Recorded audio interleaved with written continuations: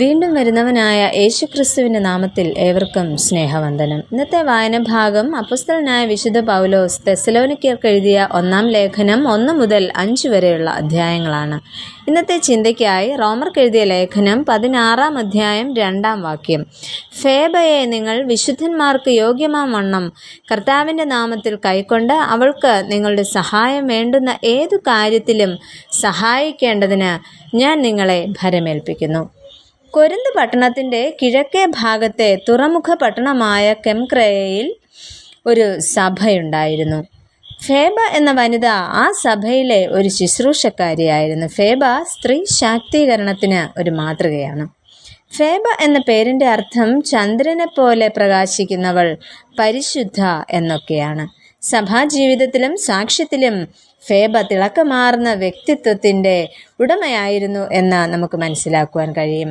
അവളെ ഒരു യഥാർത്ഥ വിശ്വാസിയെപ്പോലെ സ്വീകരിക്കുകയും വേണ്ടുന്ന എല്ലാ സഹായങ്ങളും നൽകണമെന്നും അപ്പോസ്തലനായ വിശുദ്ധ പൗലോസ് റോമിലെ വിശ്വാസികളോട് ആഹ്വാനം ചെയ്യുന്നു. കർത്താവിൻ്റെ വേലയിൽ അത്രത്തോളം കൈത്താങ്ങൽ നൽകിയ വ്യക്തിയായിരുന്നു ഫേബ. ഈ പ്രഭാതത്തിൽ ഫേബയിൽ വിളങ്ങിയ ചില ഗുണങ്ങൾ നമുക്ക് ചിന്തിക്കാം. ഒന്നാമതായിട്ട് സഭാ ശുശ്രൂഷക്കാരിയായ ഫേബ. ഗ്രീക്ക് ഭാഷയിൽ സഭാ ശുശ്രൂഷക്കാരത്തി എന്ന പദത്തിന് ഡീക്കണസ്റ്റ് എന്നാണ് പറഞ്ഞിരിക്കുന്നത്. സഭയിൽ വളരെ പ്രധാനപ്പെട്ട ശുശ്രൂഷ സ്ഥാനമായിരുന്നു അത്.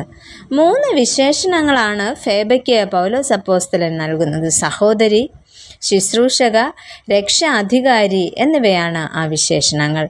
യേശു കർത്താവിൻ്റെ പരസ്യ ശുശ്രൂഷയിലും ക്രൂശീകരണത്തിലും ഉയർത്തെഴുന്നേൽപ്പിലും അതിനുശേഷവുമെല്ലാം ദൈവരാജ്യ ശുശ്രൂഷയിൽ സ്ത്രീകളെ പങ്കാളികളാക്കിയിരിക്കുന്നതായി കാണുന്നു. ഇതുപോലെ സഭയിലെ ആദ്യത്തെ ശുശ്രൂഷക്കാരി എന്ന നിലയിൽ ഫേബയുടെ സ്ഥാനം പ്രധാനപ്പെട്ടതാണ്. ഫേബയെപ്പോലെ സഭാ ശുശ്രൂഷയിൽ അനുഗ്രഹീത നേതൃത്വം നൽകിക്കൊണ്ടിരിക്കുന്ന സ്ത്രീകളും ഇന്നത്തെ സമൂഹത്തിലുണ്ട്. എന്നാൽ സഭാ ശുശ്രൂഷയിൽ സ്ത്രീകളെ അകറ്റി നിർത്തുകയും മുഖ്യധാരയിൽ നിന്ന് മാറ്റി നിർത്തപ്പെടുന്ന ഇടങ്ങളും ഇന്ന് അനേകമായിട്ട് ഉണ്ട്. ഇത്തരത്തിൽ സ്ത്രീകളോടുള്ള മനോഭാവത്തിൽ ആദിമ സഭയുടെ മാതൃക ഇന്ന് നാമും പിന്തുടരേണ്ടിയിരിക്കുന്നു. ഫേബയ്ക്ക് കെംക്രയ സഭയുടെ ശുശ്രൂഷക്കാരത്തി എന്ന സ്ഥാനം സഭ അംഗീകരിച്ച് നൽകിയതാണ്.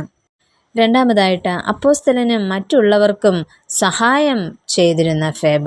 സുവിശേഷ വേലയിലും മറ്റ് ശുശ്രൂഷ രംഗത്തും അപ്പോസ്തലനായ പൗലോസിനും മറ്റുള്ളവർക്കും ഒരു നല്ല സഹായിയായിരുന്നുവെന്ന് റോമർക്ക് എഴുതിയ ലേഖനം 16-ാം അധ്യായത്തിൻ്റെ 2-ാം വാക്യത്തിൽ നമുക്ക് കാണുവാനായിട്ട് സാധിക്കുന്നു. സഭയാകുന്ന കുടുംബത്തിൽ എല്ലാവരുടെയും സഹോദരിയായിരുന്നു ഫേബ.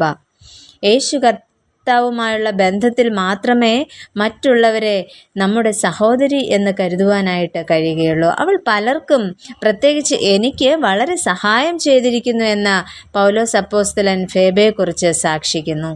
മാത്രമല്ല, എല്ലായ്പ്പോഴും മറ്റുള്ളവരെ സഹായിക്കുവാൻ സന്നദ്ധതയുള്ള ആളെന്നാണ് മൂലഭാഷയിൽ നൽകിയിരിക്കുന്ന അർത്ഥം. അതുകൊണ്ട് സഭയിലെ ഒരു വിശുദ്ധനെ സ്വീകരിക്കുന്ന ബഹുമാനത്തോടെ ഫേബയെ സ്വീകരിച്ച് വേണ്ട എല്ലാ സഹായങ്ങളും നൽകണമെന്നാണ് റോമിലെ വിശ്വാസികളോട് പൗലോസ് അപ്പോസ്തലൻ ആവശ്യപ്പെടുന്നത്. സഭാ ശുശ്രൂഷയിലും മറ്റുള്ളവരെ സഹായിക്കുന്നതിലും മുൻപന്തിയിൽ നിന്നിരുന്ന ഫേബ സഭയിലെ സ്ത്രീകൾക്ക് എന്നും ഒരു പ്രചോദനമാണ്. ആ മാതൃക സ്വീകരിച്ചുകൊണ്ട് പ്രാദേശിക ഇടവകയിലും കുടുംബത്തിലും സാക്ഷ്യം നിർവഹിക്കുവാൻ നമ്മുടെ സ്ത്രീകൾക്ക് കഴിയട്ടെ.